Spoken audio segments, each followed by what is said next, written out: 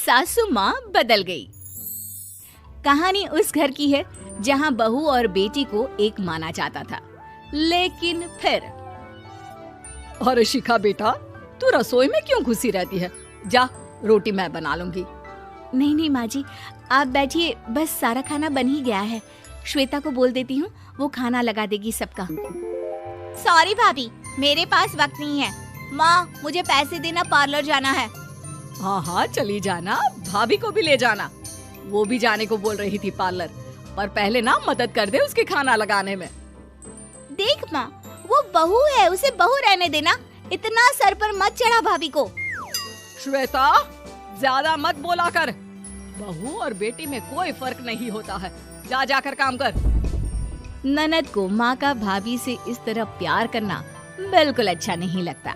वो बार बार किसी न किसी तरह माँ को भाभी के खिलाफ भड़काती रहती, लेकिन कोई फायदा ना होता। एक रोज, अरे बेटे किशन, जा बहू को कहीं घुमा कर ला। सारा दिन घर में काम करती रहती है। हाँ हाँ माँ, हम लोग जा रहे हैं ना गोवा। अच्छा जी, भाभी ने तो हमें बताया भी नहीं। वैसे तो सारी पंचायत करती है, ये गोवा वाली बात क्यों छुपा गई हमसे? अरे क्योंकि उसे खुद नहीं पता था बहन। मुझे टिकट सस्ती मिल रही थी तो मैंने बुक कर दिया। हाँ शिखा, पैकिंग कर ले, संडे हम जा रहे हैं गोवा। दोपहर में शिखा पैकिंग कर रही थी कि सास आ जाती है। ये क्या बहू, साड़ियाँ? अरे गोवा जा रही है घूमने या फिर शादी में मायके हैं? माँ जी, ऐसा कुछ है ही नहीं, समझ में नहीं आ रहा क्या रखूं कपड़े में। अरे तेरी और श्वेता की साइज तो एक ही है। उसके कुछ मॉडर्न कपड़े ले ले, आकर लौटा देना। हाँ माँ जी, ये ठीक रहेगा। शिखा श्वेता के पास जाती है और उससे कपड़े मांगती है।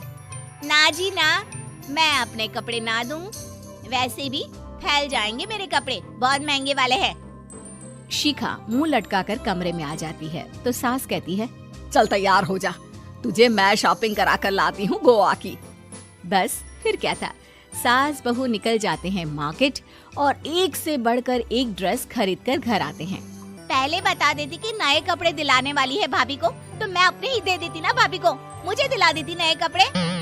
देख श्वेता, परिवार का मतलब सबके साथ रहना होता है, ना कि सिर्फ अपना सोचना। वैसे भी तुझे अच्छे संस्कार सीखने चाहिए। और रही बात कपड़ों की, तो शिखा, आज से घर पर भी तू मॉडर्न कपड़े ही पहनेगी। कोई जरूरत नहीं है ये साड़ी वाड़ी लपेटने की। अब क्या था, घर पर श्वेता और शिखा एक जैसे रहते। एक बार पड़ोसन आती है। अरे बेटा, अपनी माँ को तो बुलाना, जरा बात करनी है। शिखा सास को बताती है और रसोई में चली जाती है। ये आपकी बेटी बहुत बड़ी हो गई है, इसके लिए एक रिश्ता है, कहो तो बता दूं। ये बेटी नहीं बहू है, घर में सब एक जैसा ही रहता है। वैसे मेरी बेटी भी बड़ी हो गई है, कोई रिश्ता हो तो जरूर बताना। पड़ोसन रिश्ता लेकर उन लोगों के घर आती है। तब श्वेता की होने वाली सास कहती है, तो ये घर है, कितने मंजिल का है? और ये बहू ने आपकी क्या पहन रखा है, जीन्स टॉप? अरे भाई, साड़ी वाड़ी नहीं है क्या इसके पास? देखिए, सर्दी है तो साड़ी में बहू कैसे मैनेज करती, वैसे पहनती है साड़ी भी। देखिए, हम लोग ठहरे पैसे वाले लोग, कोई कमी नहीं है हम लोगों के पास पैसों की, बहुत पैसे हैं, जमीन, नौकर चाकर, कार, सब कुछ है, लेकिन घर में संस्कारी बहू चाहिए। समझ रही हैं ना आप? सास कुछ कहती कि श्वेता बोल पड़ती है, हाय रे, नौकर चाकर से लेकर जमीन, कार, पैसा, हाँ, मुझे रिश्ता मंजूर है मुझे। अरे रुक जा श्वेता, मैं बात कर रही हूँ ना।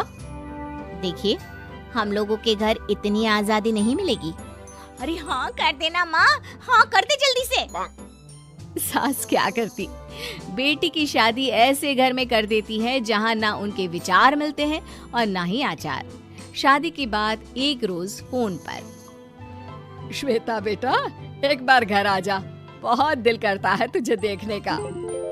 माँ, वो घर पर बहुत काम होता है, कैसे आऊँ? बड़ा घर है, लेकिन आने जाने वालों की लाइन ही लगी रहती है। बेटा मैं तो जानती थी उस घर का हाल, लेकिन तू ही नहीं मान रही थी। माँ देख, हर घर का यही हाल है।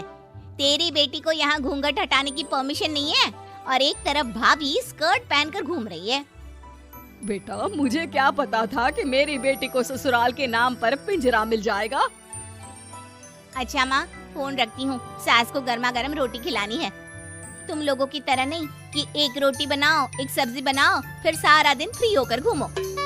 सास फोन तो रख देती है, लेकिन सोच में पड़ जाती है कि एक तरफ बेटी जिसे कोई आजादी नहीं, वहीं दूसरी तरफ बहू जिसे देखकर लगता ही नहीं कि उसकी शादी भी हुई है।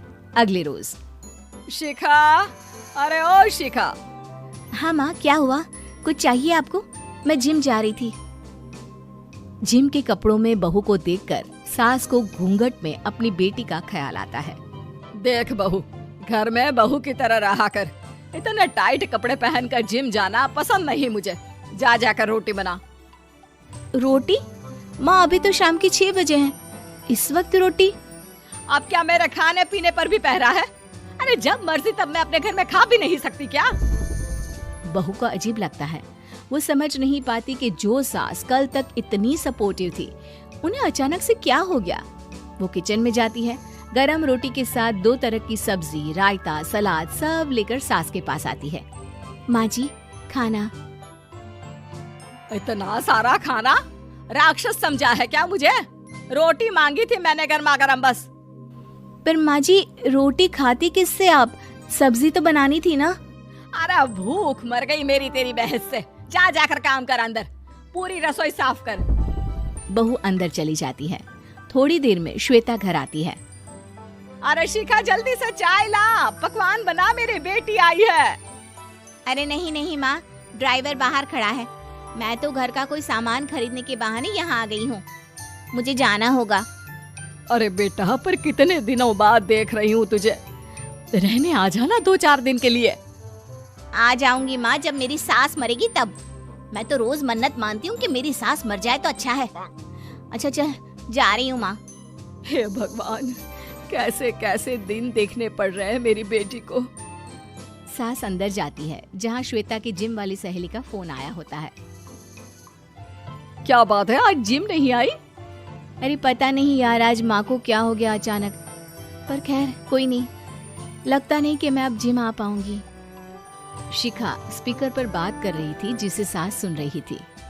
यार ये सास ना होती ही ऐसी है। मैं तो कहती हूँ बुढ़िया जल्दी मरे और तू आराम से जिए। शिखा को सहेली की बात पर गुस्सा आ जाता है। माँ के मरने की कौन सा बच्चा दुआ मांगता है मोहिनी? आगे से ऐसी बात मेरे सामने मत करना। हमारे घर की शोभा ही माँ है। क्या हुआ जो थोड़ी सख्ती दिखा रही है? उसमें भी कोई ना कोई उनकी भलाई ही होगी। मैं तो कहती हूँ भगवान मेरे जैसी सास सबको दे, जो सिर्फ माँ की तरह है। सास वाली तो कोई बात ही नहीं है उनमें। सास ये बात सुन रही थी। उनकी आंख में आंसू आ जाते हैं कि क्यों वो बेटी की किस्मत में बहू को भी भागीदार बना रही थी। शिखा, अरे ओ शिखा, क्या हो गया? जिम नहीं जाना क्या?